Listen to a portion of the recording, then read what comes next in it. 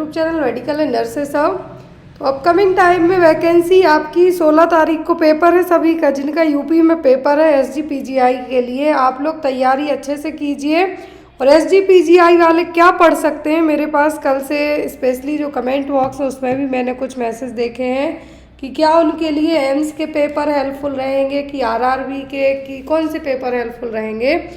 और according to मेरे जहाँ तक अभी मैंने जो एसजीपीजीआई के memory based official paper check किए हैं, उनके हिसाब से मैं आपको एक ही चीज़ सजेस्ट करूँगी कि जब आपको 40% नॉन नर्सिंग आनी है तो करेंट अफेयर जीके जीएस के लिए आपको सबसे अच्छा तरीका है कि आप न्यूज़ वगैरह जो लोग देखते हैं तो कोई दिक्कत नहीं है, उनको याद करने की ज़रूरत ही नहीं है।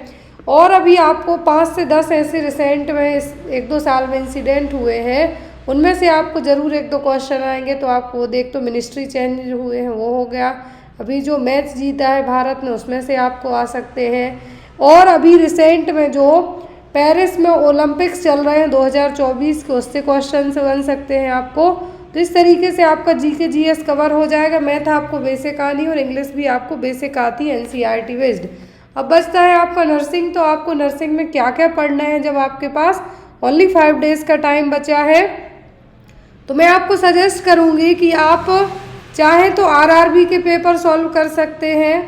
एक चीज़ से आपके 2 काम कंप्लीट होंगे। एक तो यदि अपकमिंग आरआरबी के लिए भी आपने फॉर्म भरा, क्योंकि एसजीपीजीआई को मैं गलत जॉब नहीं कह रही हूँ, बट आरआरबी के लिए आप तैयारी कर रहे हैं, मान लीजिए अभी आप एसजीपीजीआई में सिलेक्ट हो गए, आफ्टर दैट क्योंकि इस साल आरआरबी की वैकेंसी रेलवे की पोस्ट भी आ सकती है, चांसेस पूरे हैं, तो उसके लिए भी आप प्रिपेयर्ड रहेंगे।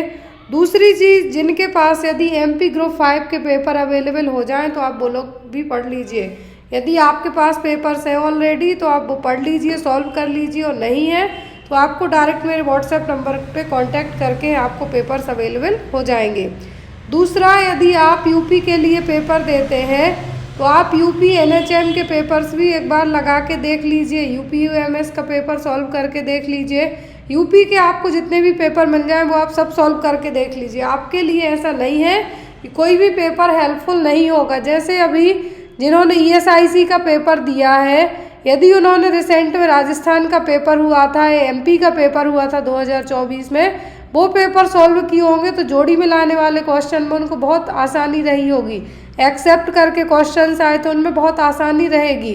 तो यहाँ पर मेरा कहना यही है कि आप कोई सा भी एग्ज़ाम देते हैं, आपको पेपर्स हमेशा हेल्पफुल रहते हैं, तो आप लोग पेपर सॉल्व करके है जो देख सकते हैं। ऐसा नहीं है कि आपको सीधा 60% जो नर्सिंग आनी है कुछ भी ना आए, किसी भी पेपर्स में से ज़रूर आएगा।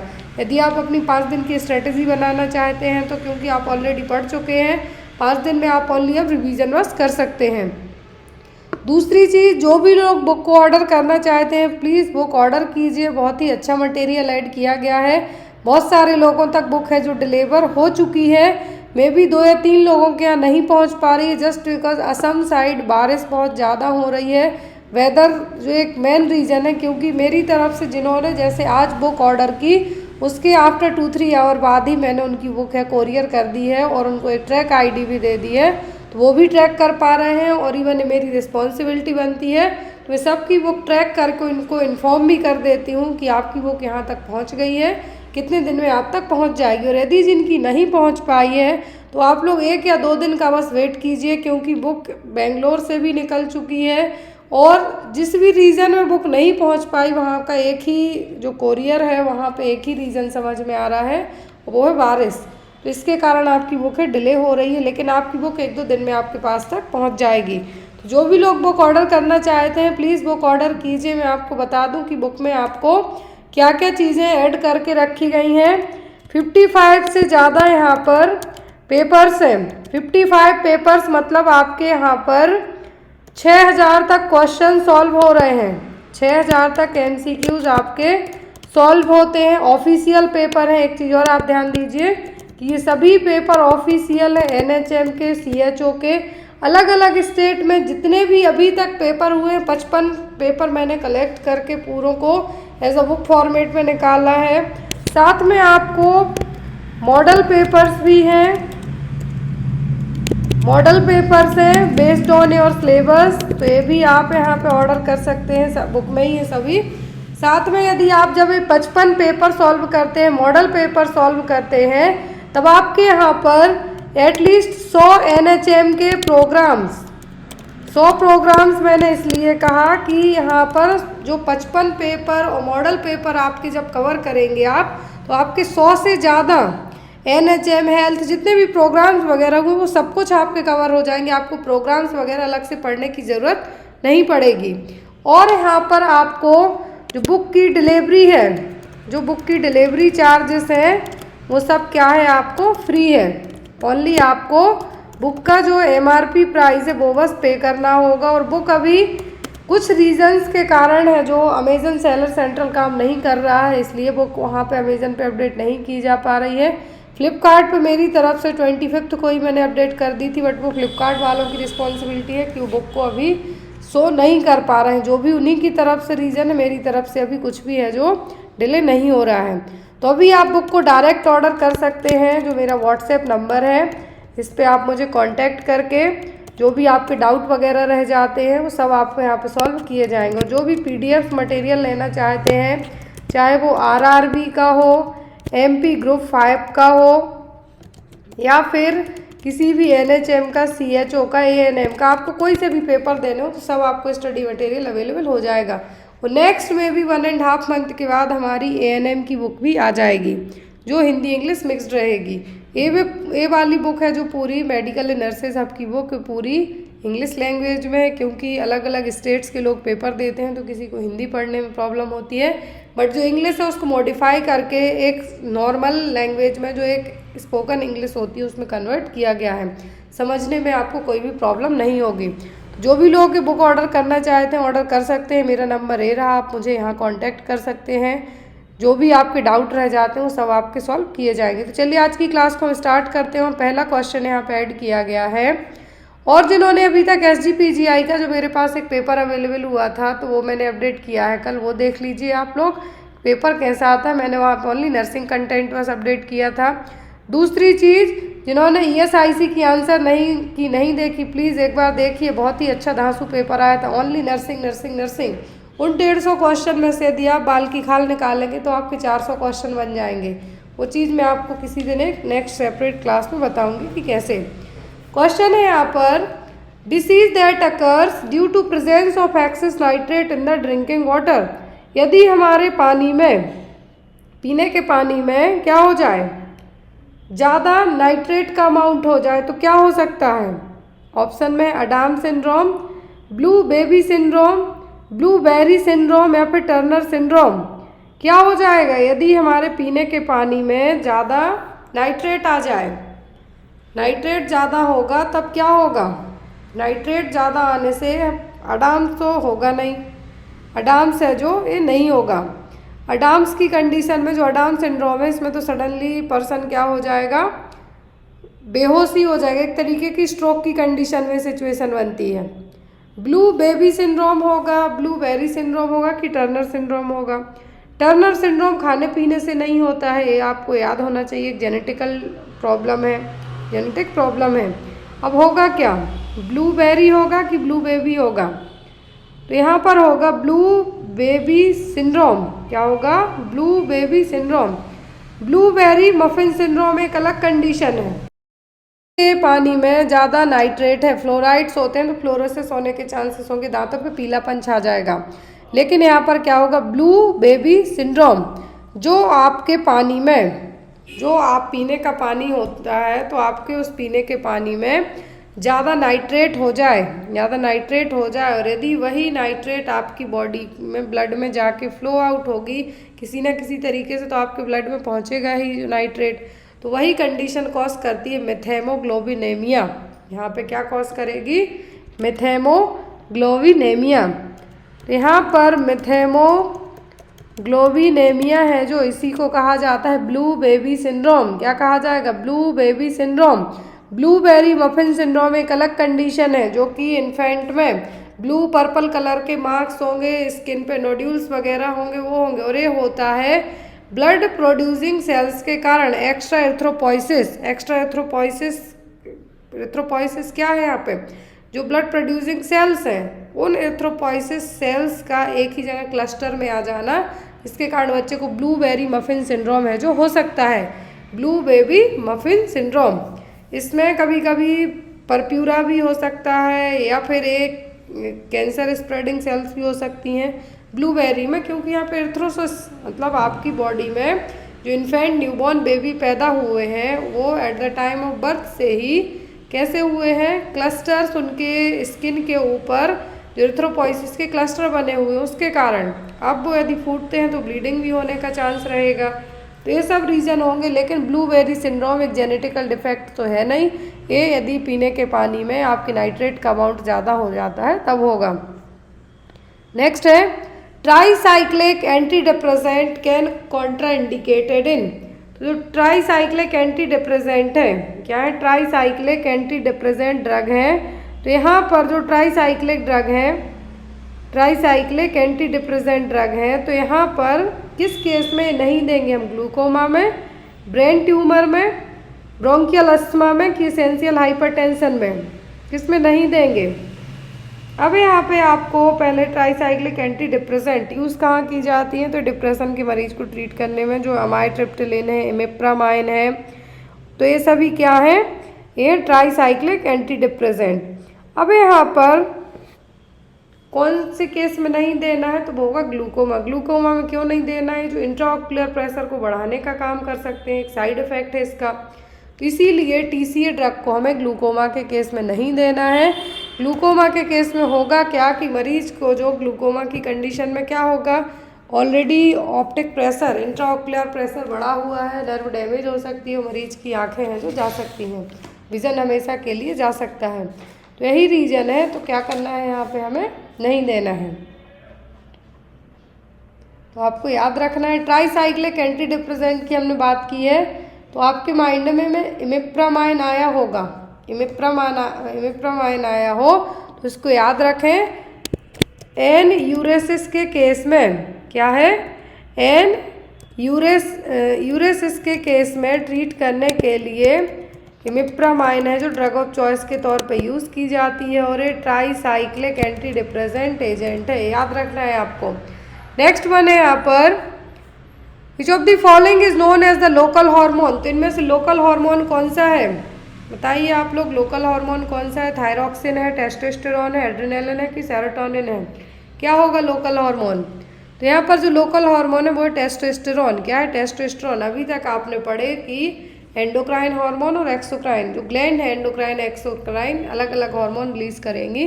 तो यहाँ पर जो लोकल हार्मोन है, लोकल हार्मोन का मतलब होगा यहाँ पर टेस्टोस्टेरोन है। देखिए बेस्ड ऑन द नेचर, और यहाँ पर दो कैटेगरी के हार्मोन होते हैं, लोकल और जनरल। लोकल हार्मोन वो हार्मोन होंगे जिनका किसी भी तरीके से एक स्पेसिफिक इफेक्ट होगा। स्पेसिफिक इफेक्ट का मतलब कि वो एक ही जगह टारगेट करके काम करेंगे, और जनरल का मतलब होगा कि वो रिलीज तो किसी एक पर्टिकुलर जगह से होंगे, सर्कुलेट होंगे, लेकिन ये आपकी बॉडी को अलग अलग तरीके से इम्पैक्ट कर सकते हैं, वो यहाँ पर रीज़न होगा। जैसे सेरोटोनिन है आपका, एड्रेनालिन है और थायरॉक्सिन है, ये तीनों हार्मोन रिलीज तो अलग अलग जगह से होंगे, लेकिन यदि आपकी बॉडी में लेट से कि थायरॉक्सिन का लेवल डिस्टर्ब होता है तो आपकी पूरी बॉडी में उथल पुथल मच जाएगी। लेकिन यदि टेस्टोस्टेरोन की प्रॉब्लम होगी तो स्टेरिलिटी पे बस बात आएगी, इनफर्टिलिटी पे बात आएगी, लेकिन एड्रेनालिन, सेरोटोनिन, थायरॉक्सिन आपकी पूरी बॉडी को डिस्टर्ब करके रखने की क्षमता रखते हैं। तो इसीलिए लोकल मतलब जो कि एक these hormone have got specific local effect, मतलब किसी भी पैराक्राइन सीक्रेशन में एक लोकल इफेक्ट होगा, जैसे टेस्टोस्टेरोन हो गया, एस्ट्रोजन हो गया। अब जनरल हार्मोन में वो हार्मोन है जो transport by circulation to the distal target organ और टिश्यू। तो यहाँ पर इंसुलिन हो जाएगा, थायराइड हो जाएगा, एड्रेनालिन हो जाएगा। और जो लोकल हार्मोन है तो जनरल क्या होते हैं, आपके ब्लड में सर्कुलेट होते हैं, लेकिन लोकल हार्मोन ब्लड में सर्कुलेट नहीं होते हैं। कभी कभी कुछ लोग इनको हार्मोन्स में जो बायोलॉजिस्ट हैं कंसीडर ही नहीं करते हैं। तो यहाँ पे आपको याद रखना है कि जो हार्मोन है लोकल, ये डायरेक्ट किसी एक पर्टिकुलर जगह पर काम करते हैं और इनका ब्लड में सर्कुलेशन नहीं होता है। अगला क्वेश्चन है, which of the antipsychotic drug has a prolonged action, तो इनमें से कौन सी एंटीसाइकोटिक ड्रग है जो लंबे समय तक काम करेगी? ट्राइफ्लूपैराजिन, थायरोडिजिन, पेनफ्लूरिडॉल, फ्लूफेनाजिन। कौन सी एंटीसाइकोटिक ड्रग है जो लंबे समय तक असर करती है? तो लंबे समय तक असर करने वाली जो एंटीसाइकोटिक ड्रग है वो फ्लूफेनाजिन, और इसके बाद आती है हेलोपेरिडोल। दोनों के नाम याद रखना है। यदि इनकेस आपको ऑप्शन में फ्लूफेनाजिन नहीं है तो आप हेलोपेरिडोल है तो आप इसको भी मार्क कर सकते हैं, ये भी आपका करेक्ट है जो होगा। Next one, which part of the human ear responsible for maintaining body balance, तो हमारे शरीर के बॉडी बैलेंस के लिए शरीर कौन सा पार्ट है जो क्या करेगा, हेल्प करेगा बॉडी बैलेंस के लिए? Eustachian tube, ossicles, semi circular canal या फिर कोक्लिया। कौन सा पार्ट यहाँ पे हेल्प करेगा? तो बॉडी बैलेंस की बात की जा रही है, तो बॉडी बैलेंस में हेल्प करेगा सेमी सर्कुलर कैनाल। क्या होगा? Semi circular canal. ऑसिकल्स की बात करें तो तीन होते हैं, मिलियस, इनकस, स्टेपस। स्टेपस हमारे शरीर की सबसे छोटी हड्डी है। यूस्टेचियन ट्यूब, जिसके थ्रू जो वाइब्रेशन के लिए एयर पास होगी वो हो जाएगा। कोक्लिया, जो कि सुनने में हेल्प करेगा। Semi circular canal body balance में हेल्प करेगा। नेक्स्ट वन है यहाँ पर, the congenital anomaly produced by lithium therapies.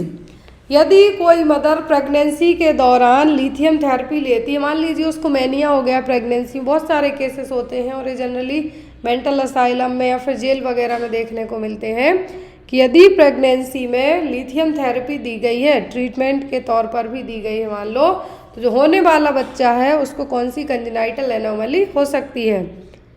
Limb shortening, एनेंसेफेली, heart block या रीनल एजेनेसिस। क्या होने के चांसेस होंगे यदि पर्सन को लिथियम थेरेपी दी जा रही है तब?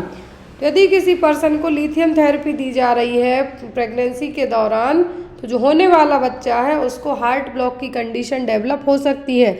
अभी तक 10% जो रिसर्च होती है, हमेशा रिसर्च के थ्रू ही पता चलता है कि जो रिसर्च हुई है, जिन मदर्स ने प्रेगनेंसी के पहले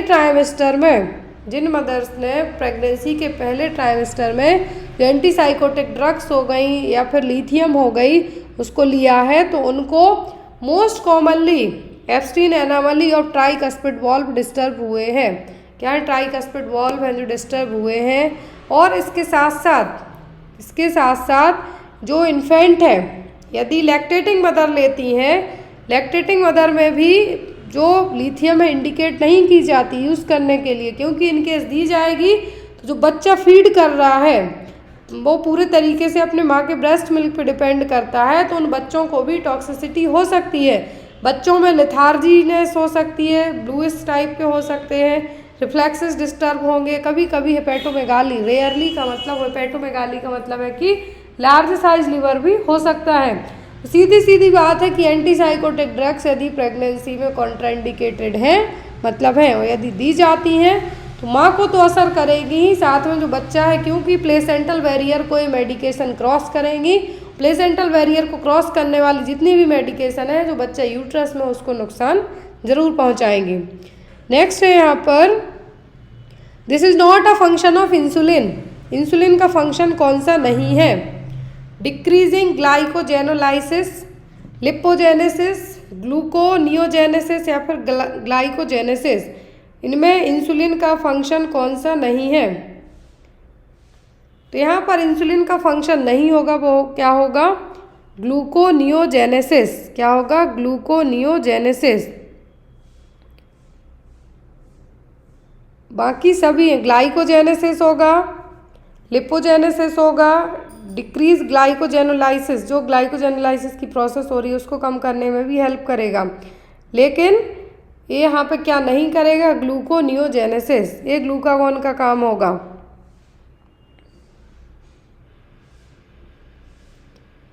नेक्स्ट है यहाँ पर,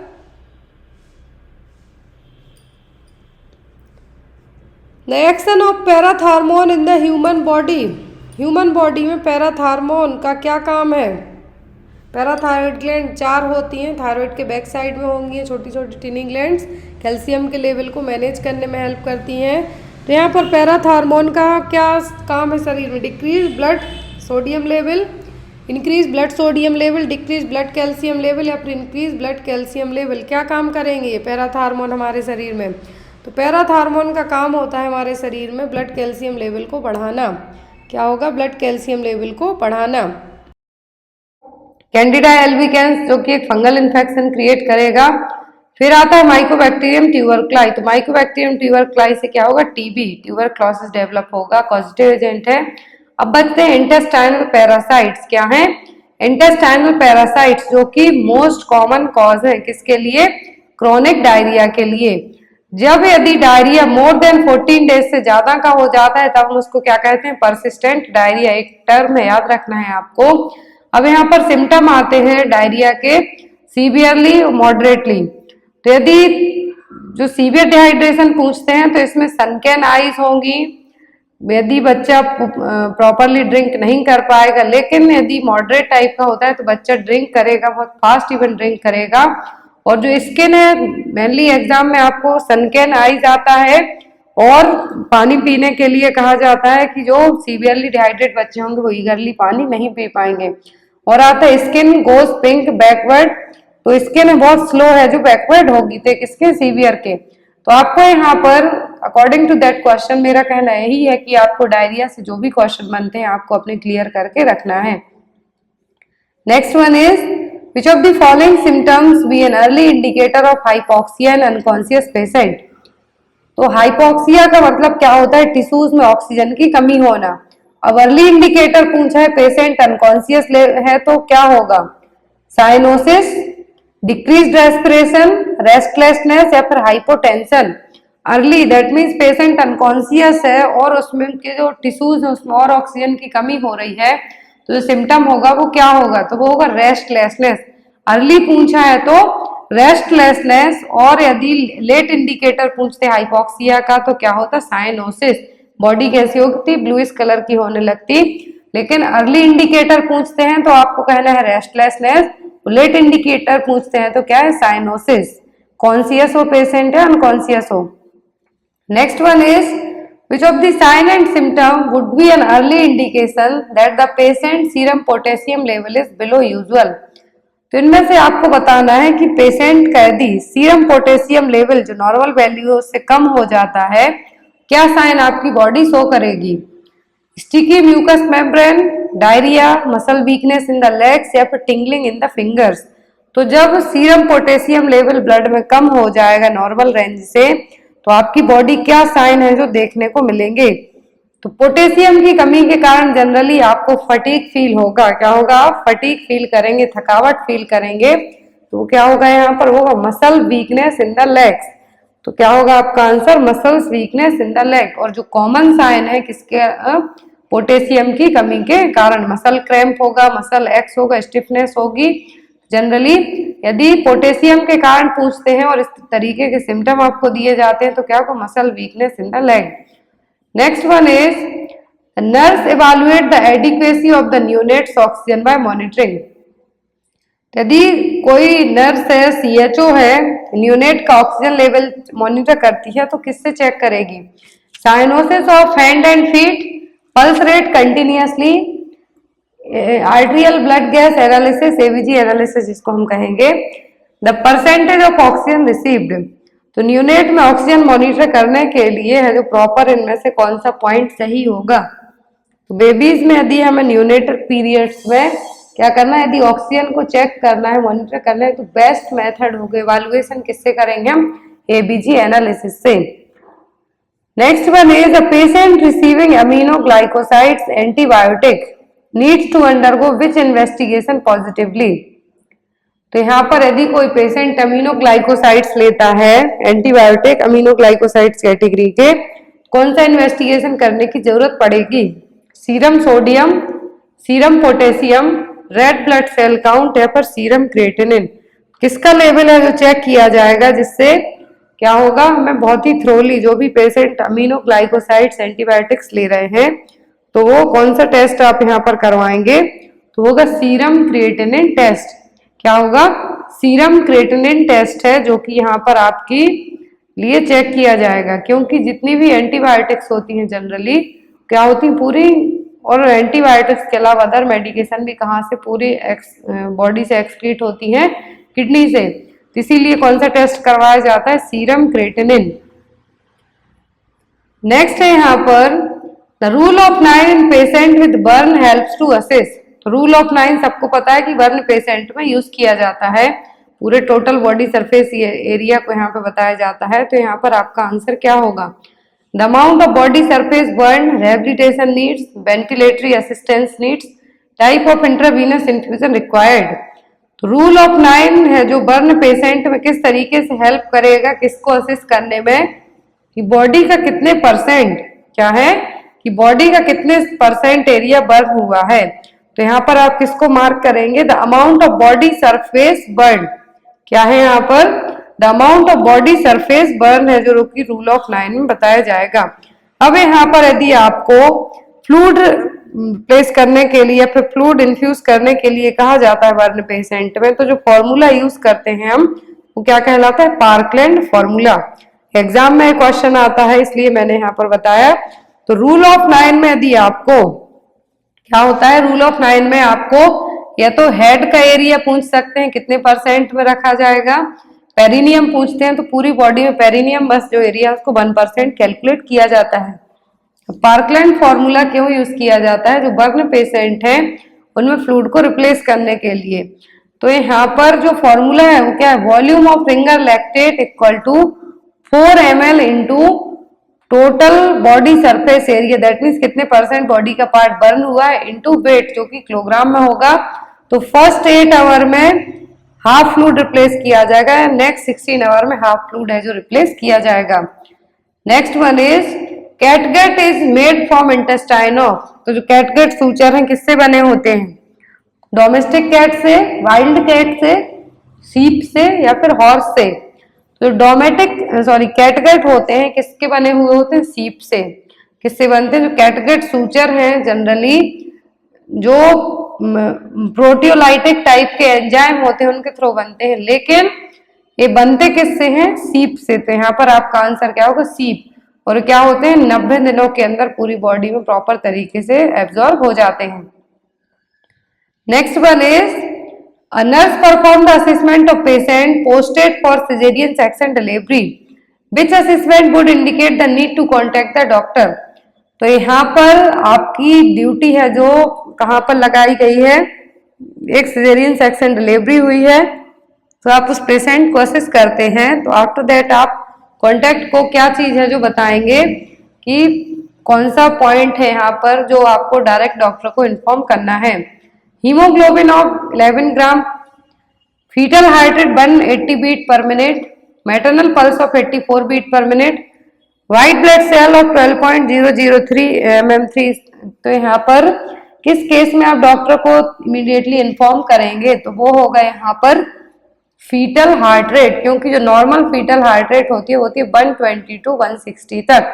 लेकिन जब यदि यही foetal heart rate more than 180 beat per minute तक जाती है तो इसको हम क्या कहेंगे? Foetal tachyarrhythmia. क्या होगा? Foetal tachyarrhythmia. तो यहाँ पर आपको ऐसे केस में डॉक्टर को क्या करना है? तुरंत इन्फॉर्म करना है। Next one is a patient is suspected to have hepatitis, which diagnostic test will confirm the diagnosis. तो यहाँ पर हेपेटाइटिस है जो किसी पेशेंट को डाउट है कि उसको है, बट यहाँ पर कौन सा टेस्ट होगा जिससे आप पता करेंगे कि सही में हेपेटाइटिस है या नहीं?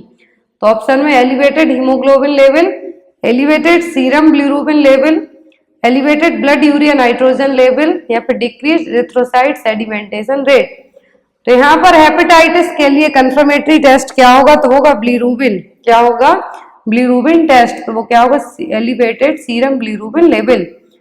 Next one is fumigation with formalin vapour is commonly used to sterilise and disinfect. तो फ्यूमिगेशन किया जाता है फॉर्मेलिन वेपर से जनरली डिसइंफेक्शन के लिए और स्टरलाइजेशन के लिए। तो कहाँ पर होता है? ऑपरेटिंग रूम में, स्क्रबिंग रूम में, नर्सिंग रूम में या फिर स्टरलाइजेशन रूम में। तो जो फ्यूमिगेशन किया जाता है रोडेंट्स को मारने के लिए, एग्जाम में क्वेश्चन आता है फ्यूमिगेशन क्यों किया जाता है रोडेंट्स के लिए, तो यहाँ पर एक कहाँ पर होता है, ओटी में, ऑपरेशन थिएटर में इस तरीके से मशीन है जिससे किया जाता है। मशीन आपको एग्जाम में दे के पूछ सकते हैं कि है क्या। नेक्स्ट वन इज स्टेटस है, किसको मेजर करने के लिए यूज किया जाता है, level of residual chlorine, hardness of water, chlorine demand of water, F N of the above. तो जो हार्डनेस, जो हॉरोक्स एपरेटस है किसके लिए यूज किया जाता है, क्लोरीन डिमांड ऑफ वाटर के लिए। इस तरीके से जो यहाँ पर इमेज में दिख रहा है क्या, हॉरोक्स एपरेटस है, पानी में कितनी क्लोरीन की जरूरत है उसको मेजर करने के लिए यूज किए जाते हैं। Next one is measures taken to stop the progress of disease is called which kind of prevention. That means disease already हो चुकी है लेकिन उसकी प्रोग्रेस को हमें रोकना है, तो कौन सा प्रिवेंशन कहलाएगा, प्राइमरी, सेकेंडरी, टर्सरी या फिर नन ऑफ द अबव। तो प्राइमरी में आप हेल्थ एजुकेशन इम्यूनाइजेशन से है जो प्रिवेंटिव मेजर अपनाएंगे वो क्या होगा, प्राइमरी। फिर जब हो जाएगी डिसीज, कोई भी डिसीज या प्रॉब्लम, देन आफ्टर आप उसके कॉम्प्लिकेशन है जो डेवलप नहीं होने देना चाहेंगे या फिर उसको प्रिवेंट करेंगे कॉम्प्लिकेशन होने से, तो क्या होगा, सेकेंडरी। लेकिन जब यही डिसीज होकर कॉम्प्लिकेशन बना चुकी है ऑलरेडी आपकी बॉडी में और उसकी जो ट्रीटमेंट के चांसेस हैं वो सभी तो किस में आएंगे, टर्सरी प्रिवेंशन में।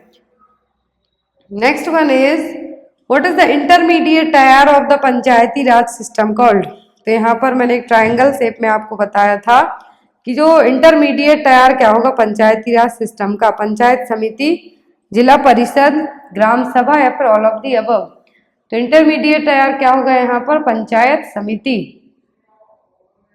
Next one is Mrs. Preeti, 22-year-old lady, delivered a premature baby. Which of the following medication is useful for the newborn baby? तो यहाँ पर ड्रग ऑफ चॉइस का क्वेश्चन है। यदि कोई 22 साल की लेडी ने प्रीमेच्योर बेबी को बिफोर 37 कंप्लीटेड वीक के डिलीवर किया है तो उसके बेबी के लिए कौन सी मेडिसिन यूजफुल होगी, ऑक्सीटोसिन, रेनिटिडिन, डेक्सामेथासोन या फिर टेस्टोस्टेरोन।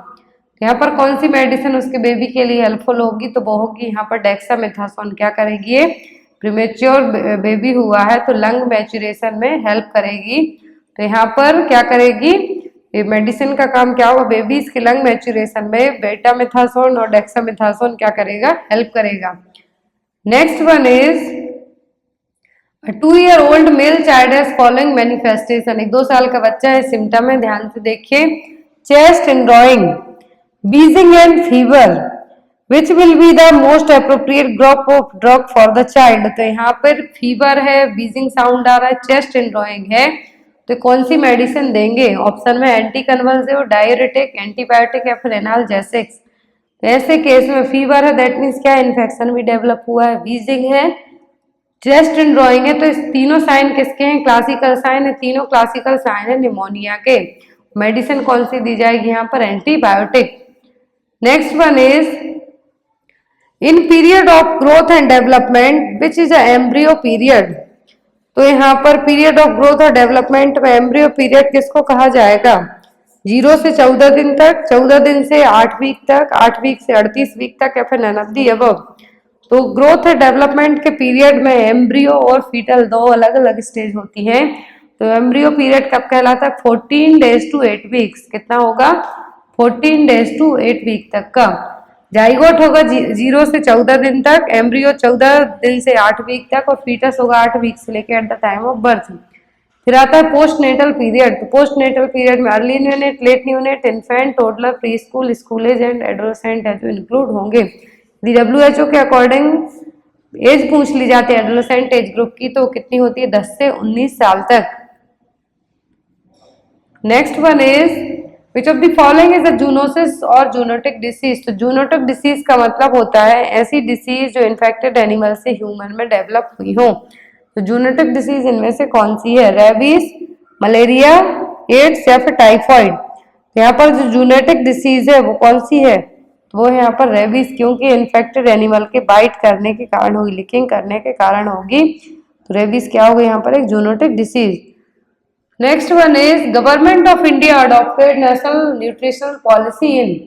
गवर्नमेंट ऑफ इंडिया ने नेशनल न्यूट्रिशनल पॉलिसी को कब अडॉप्ट किया था, 1997, 1996, 1965 और 1993 गवर्नमेंट ऑफ इंडिया ने जो नेशनल न्यूट्रिशनल पॉलिसी इसको कब अडॉप्ट किया था? 1993 में।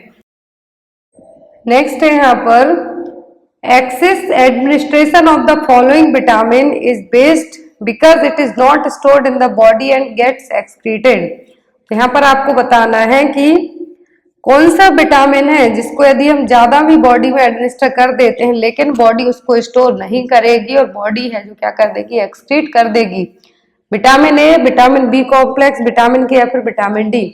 तो vitamin A, D, E K सभी के फैट सॉल्युबल विटामिन है, उनको बॉडी स्टोर करके रख लेगी। लेकिन जो vitamin B complex, vitamin C के विटामिन है, इनको हमारी बॉडी स्टोर करके नहीं रख सकती। इसीलिए इसका आंसर आपका क्या होगा? Vitamin B complex. Next one is symptoms like cheilosis, glossitis, red and shining lips, inflammation and burning eye and scrotal dermatitis indicate deficiency of। इतने सारे यहाँ पर साइन बताए हैं डिसीज के। चिलोसिस है, ग्लोसाइटिस है, रेड एंड शाइनिंग लिप्स है, इन्फ्लामेशन है, बर्निंग आई है। तो ये किसके सिम्टम है? Vitamin B6, vitamin B1, vitamin B12 या फिर विटामिन B2। तो यहाँ पर जितने भी साइन सिम्टम है ये सब किसके हैं? राइबोफ्लेविन और विटामिन B2 के। किसके? राइबोफ्लेविन और विटामिन B2, जिसके कारण स्किन डिसऑर्डर होगा, एडिमा होगा माउथ थ्रोट में। तो यहाँ पर आपका जो करेक्ट आंसर होगा वो क्या होगा? B2। Next one is which of the following medication order is immediately and only once administration.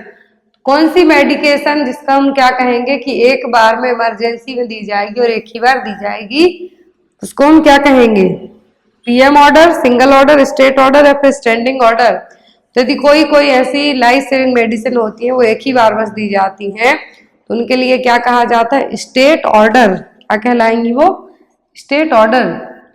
Next one is a patient is admitted to the emergency department with severe pain, physician advise him injection morphine 2 mg IV stat, nursing officer should assist for. यदि patient को क्या दिया जा रहा है? Emergency में morphine दिया जाता है। ऐसे केस में आप क्या चेक करेंगे? बीपी, टेम्परेचर, पल्स या फिर रेस्पिरेटरी रेट। तो ये क्या करेगा? मॉर्फिन क्या करता है? ये रेस्पिरेटरी डिप्रेशन का मोस्ट कॉमन कारण बनेगा जिसके कारण रेस्पिरेटरी अरेस्ट हो सकता है। तो जो चीज यहाँ पर मेजर की जाएगी वो क्या होगी? Respiratory rate. Next one is fumigation of laboratory is done to kill. Laboratory में यदि फ्यूमिगेशन किया जाता है फ्यूमिगेटर मशीन से तो ये क्यों किया जाता है? बैक्टीरिया के लिए, रोडेंट्स के लिए, वायरस के लिए, फिर फंगल के लिए। तो जस्ट मैंने अभी आपको बताया कि जो ओटी में ऑपरेशन थिएटर में फ्यूमिगेशन किया जाता है, मशीन से धुआं छोड़ा जाता है, किसके लिए किया जाता है? रोडेंट्स को भगाने के लिए। Next one is an adult schedule for a paracentesis, what should the nurse plan to do immediately before the procedure is started. तो पैरासिंथेसिस होने के पहले एज अ नर्स आप क्या चीजें नोट डाउन करेंगे कोई प्रोसीजर होने के पहले? और पैरासिंथेसिस प्रोसीजर होने के पहले administer the diazepam, ask the client to his bowels, have the client empty his or her bladder या फिर give him a glass of water। तो ऐसे केस में यदि पैरासिंथेसिस किया जाना है तो ऐसे केस में एज अ नर्स आपकी प्रायोरिटी होगी क्लाइंट का ब्लैडर है जो क्या करना है? एम्प्टी करवा के रखना है, जिससे कोई भी बॉडी फ्लूइड सैंपलिंग है जो की जाती है तो उसमें आपके लिए help. Bleeding between the menstrual period is known as. यदि ब्लीडिंग मेंस्ट्रुअल पीरियड के बीच में होती है तो हम उसको क्या कहेंगे? ऑप्शन में मेनोरेजिया, पॉलीमेनोरेजिया, डिस्मेनोरिया या फिर मेट्रोरेजिया।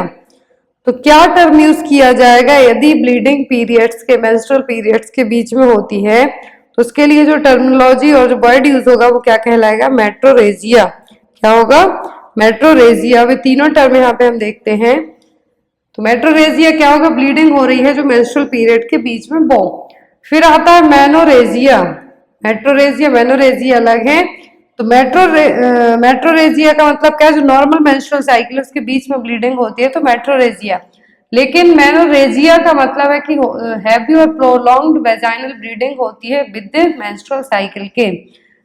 मेट्रोरेजिया का मतलब जो ब्लीडिंग मेंस्ट्रुअल पीरियड में हो रही है वो, लेकिन हैवी वेजाइनल ब्लीडिंग होना क्या है, मेनोरेजिया।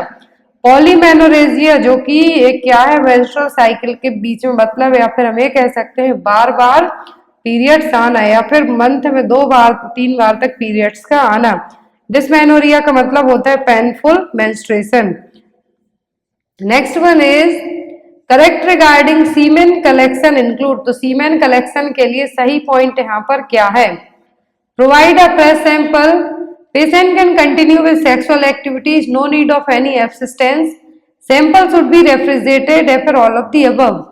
यदि सीमेन कलेक्ट करते हैं सैंपलिंग के लिए तो आपका जो सही पॉइंट है वो क्या होगा कि फ्रेश सैंपल प्रोवाइड करवाना। कुछ केस में सेक्सुअल एक्टिविटी एब्सिस्टेंट की जाती है, तो यहाँ पर इसीलिए आपका जो राइट आंसर होगा क्या होगा, फ्रेश सैंपल प्रोवाइड करवाना। Next and most important question हर एक एग्जाम में आता है, which of the following terms refers to weakness of both legs and lower part of the trunk. यदि बोथ लेग मतलब कि दोनों पांव और जो लोअर पार्ट है ट्रंक के नीचे का, एब्डोमेन के नीचे का लोअर पार्ट है, वहां पर वीकनेस होना क्या कहलाएगा, पैराप्लेजिया, क्वाड्रीप्लेजिया, हेमीप्लेजिया या फिर टेट्राप्लेजिया। चारों टर्मिनोलॉजी देखिए कि वीकनेस ऑफ बोथ लेग, दोनों पैर और लोअर पार्ट है जो ट्रंक के नीचे का, उसमें वीकनेस होना है क्या कहलाएगा, पैराप्लेजिया। क्या कहलाएगा, पैराप्लेजिया। और डाइप्लेजिया जिसमें लोअर बॉडी पार्ट दोनों लेग अफेक्ट है। हेमीप्लेजिया में सिंगल पोर्शन अपर हेड से लेके राइट साइड का सेक्शन जिसमें हाथ और एक साइड का पैर अफेक्ट होगा, और या फिर जो पैराप्लेजिया पूछते तो लोअर बॉडी पार्ट। मोनोप्लेजिया पूछते तो ओनली एक हाथ हो सकता है या फिर एक पैर हो सकता है सिंगल। और टेट्राप्लेजिया का मतलब दोनों हाथ पैर लोअर अपर पूरी बॉडी में क्या होना, वीकनेस का होना। Next one is inability to speak और understand the spoken word is known as. तो जो चीज आपके सामने बोली जा रही है उसको ना समझ पाना क्या कहलाएगा, ना तो बोल पा रहे हैं आप, ना ही इसको समझ पा रहे हैं स्पोकन वर्ड्स को, तो ये क्या कहलाएगा, एग्नोसिया, एफासिया, एप्रेक्सिया या फिर इंसोम्निया। तो यहाँ पर जो आपका करेक्ट आंसर है वो क्या होगा, इनेबिलिटी टू स्पीक और अंडरस्टैंड, जो बोला जा रहा है या फिर जो आपको समझ में नहीं आ रहा है तो क्या है वो एफासिया। एग्नोसिया का मतलब होता है किसी भी ऑब्जेक्ट प्यूपिल पर्सन को ना पहचान पाना, loss of ability to identify objects और प्यूपिल। एप्रेक्सिया का मतलब होता है कि एक मोटर डिसऑर्डर है जिसमें जनरली पर्सन को कुछ भी चीजें मूवमेंट करने में जो प्रॉब्लम होगी वो क्या कहलाएगा, apraxia. Next one is immediate care of newborn baby after delivery is all except. तो न्यूबॉर्न बेबी को डिलीवरी के बाद सभी केयर दी जाएंगी किसी एक को छोड़कर। Baby should keep lower than the uterus, suctioning, clean the eyelets, bath the baby. तो न्यूबॉर्न बेबी को इमीडिएटली केयर में क्या दिया जाता है, बेबी को सक्सनिंग की जाती है, आईलेट्स क्लीन किए जाते हैं, वार्म रखा जाता है बेबी को, लेकिन बेबी को तुरंत जो बाथ नहीं दिया जाता। ये बेस्ड ऑन जो हॉस्पिटल के प्रोटोकॉल्स उसके अकॉर्डिंग होता है, बट मेनली आफ्टर 24 आवर के बाद ही हम बात है जो दे सकते हैं। तो यहाँ पर सक्सनिंग की यदि बात होती है तो सक्सनिंग कैसे की जाती है, फर्स्ट माउथ देन नोज, जिससे हम एस्पिरेशन को प्रिवेंट कर सकते हैं। फिर आती है आईलेट्स को क्लीन करने की, तो ड्राई कॉटन है जो स्टेराइल स्वैप से हम क्लीन कर सकते हैं, जो कि मीडियल टू लेटरल, क्या करना है, मीडियल टू लेटरल साइड करना है। अम्बिलिकल कॉर्ड को हमें कट करना है, कब कट करना है, 2 से 3 मिनट के बाद, जब तक पल्सेशन है जो स्टॉप ना हो जाए। ये क्वेश्चन एग्जाम में आते हैं, इमीडिएट बेबी की केयर के क्वेश्चन है। Next one is which action should the nurse implement to prevent aspiration in patient who is experiencing seizures in bed। तो यहाँ पर आप पेशेंट को एस्पिरेट करने से, कुछ भी चीज एस्पिरेट करने से कैसे बचा सकते हैं यदि पेशेंट को सीजर्स आ रहे हैं, फिट्स आ रहे हैं। तो ऑप्शन में elevate the head, लूजन the restrictive clothes, position the client on the side with head फ्लैक्स्ड forward, या फिर use the tongue depressor with the teeth. यदि किसी को सीजर्स आ रहे हैं तो उसको तो कुछ अता पता नहीं है कि क्या चल रहा है उसकी बॉडी में, लेकिन आप उसको एस्पिरेट करने से मुंह से झाग जैसे आएगा म्यूकस आएगा, तो उसको आप कैसे है जो प्रिवेंट कर सकते हैं स्प्रेड करने से, तो हम पेशेंट को लेटरल पोजीशन देके, साइड लाइन पोजीशन देके, हेड फ्लेक्स्ड फॉरवर्ड पोजीशन देके पेशेंट को हम क्या कर सकते हैं, कोई भी मटेरियल स्प्रेड करने से प्रिवेंट कर सकते हैं। Next one is which of the following score indicate coma in an adult patient as per the GCS. तो Glasgow coma scale consciousness level check करने के लिए यूज की जाती है। तो कितना यहाँ पर स्कोरिंग होगी जिससे पता चलेगा कि पेशेंट कोमा में है, 0, 5, 9 या फिर 12। कितना स्कोर होगा जिससे पता चलेगा कि पेशेंट को क्या है, कोमा डेवलप हो रहा है, तो वो है 5। यदि पेशेंट में जो बेस्ट रिस्पॉन्स होता है तो मैक्सिमम स्कोरिंग कितनी होती है, 15। यदि टोटली अनरिस्पॉन्सिव पेशेंट है तो 3 स्कोर दिया जाएगा, और लेस देन 8 से कम जाता है तो पेशेंट क्या है, कोमाटोज हो रहा है। तो यहाँ पर कोमाटोज के लिए, कोमा के लिए कितना यूज किया जाएगा, 5। Next one is accumulation of pus in the fallopian tube is known as। तो fallopian tube, यूट्राइन ट्यूब में पस का है जो accumulation होना क्या कहलाएगा, साल्फिंजाइटिस, ऊफोराइटिस, हाइड्रोसाल्फिंग्स या फिर हाइड्रोपेनिक्स। तो जो टर्म यूज किया जाएगा किसके लिए, पस का accumulation होना fallopian ट्यूब, यूट्राइन ट्यूब में क्या कहलाएगा, हाइड्रोसल्फिंग। The trend of development that follows head to foot is called। तो डेवलपमेंट का ऐसा ट्रेंड जिसमें डेवलपमेंट किस तरीके से हो रहा है, हेड टू फुट, कहां से, सिर से पांव की तरफ, तो क्या कहलाएगा, cephalocaudal, mass to specific, both proximo distal. तो दो तरीके का डेवलपमेंटल ट्रेंड है, एक तो होता है सेफेलोकॉइडल, दूसरा होता है प्रॉक्सिमो डिस्टल। सेफेलोकॉइडल में सेफेलिक का मतलब हेड होता है, तो सेफेलोकॉइडल में क्या होगा, हेड टू फुट। और यदि centre part of the body से पेरिफेरल रीजन में आपके सेंटर पार्ट से लेके हाथ पैर की तरफ, हाथों की तरफ जो डेवलपमेंट होगा वो क्या कहलाएगा, प्रॉक्सिमो डिस्टल। लेकिन यदि हेड टू फुट पूछा है तो क्या होगा, cephalocaudal development. Next one is what is the route of administration of MMR vaccine. तो एमएमआर वैक्सीन किस रूट से दी जाती है, सबक्यूटेनियस, नेजल, ओरल या फिर इंट्राडर्मल। तो जो एमएमआर वैक्सीन है किस रूट से दी जाती है, दी जाती है सबक्यूटेनियस रूट से। अब यहाँ पर अलग अलग वैक्सीन दी हुई हैं और उनके रूट दिए हुए हैं। तो ओरल पोलियो वैक्सीन और रोटा वायरस वैक्सीन है, दो ऐसी वैक्सीन है जो ओनली ओरली दी जाती है। ओपीवी दी जाती है 2 ड्रॉप्स, पोलियो रोटा वायरस दी जाती है 5। तो यहाँ पर दोनों ओरली दी जाती है। रोटा वायरस डायरिया से प्रिवेंट करने के लिए दी जाती है। इंट्रामस्कुलर जो पेंटावैलेंट वैक्सीन है, आईपीवी है, वो दिया जाएगा। न्यूमोकोकल वैक्सीन दी जाएगी। सबक्यूटेनियस से मीजल्स और येलो फीवर दिया जाता है। इंट्राडर्मल से ओनली बीसीजी वैक्सीन है जो दी जाती है। Next one is if Apgar score is 8 then the baby indicate. यदि Apgar scoring system baby deliver होने के विदिन 1 मिनट और आफ्टर 5 मिनट किया, 2 बार किया जाता है 1 मिनट और 5 मिनट में। तो यहाँ पर अपगार स्कोर में भी 8 पॉइंट आते हैं। दैट मीन्स बेबी कैसा है, डिप्रेस्ड है, इमीडिएट ट्रीटमेंट की जरूरत है, नो डिप्रेशन है, या फिर नन ऑफ द अबव। यदि अपगार स्कोर 8 आता है दैट मीन्स बेबी क्या है, पूरे तरीके से हेल्दी है, उसको कोई भी डिप्रेशन नहीं है। अपगार स्कोर की खोज की थी वर्जीनिया अपगार ने 1952 में स्कोरिंग सिस्टम दिया था, जिसमें एट 1 मिनट और 5 मिनट में क्या किया जाता है, रिकॉर्ड किया जाता है। मैक्सिमम स्कोरिंग पॉइंट की बात करें तो कितना होता है, 10 और टोटल स्कोर तो मैक्सिमम 10 होता है। लेकिन यदि बिलो 7 जाता है तो माइल्ड, मॉडरेट, सीवियर कैटेगरी फिर अलग अलग क्लासीफाई इसको किया जाता है। और इसके कंपोनेंट क्या क्या है अपगार स्कोर की, appearance, pulse, grimace, activity and respiration. Next question, which of the following drug will be administered to treat the anaphylactic reaction. तो एनाफ्लेक्टिक रिएक्शन को ट्रीट करने के लिए कौन सी मेडिसिन दी जाएगी, एट्रोपिन, डिगॉक्सिन, एपिनेफ्रिन या फिर सोडियम बाइकार्बोनेट। तो यहाँ पर एनाफ्लेक्टिक रिएक्शन को ट्रीट करने के लिए जो मेडिसिन यूज होगी वो क्या होगी, epinephrine. Next one is fever, headache and nuchal rigidity. 3 sign है, क्लासिक साइन है, नचल रिजिडिटी। यहाँ पर क्वेश्चन देख के आपको आंसर भी याद आ गया होगा।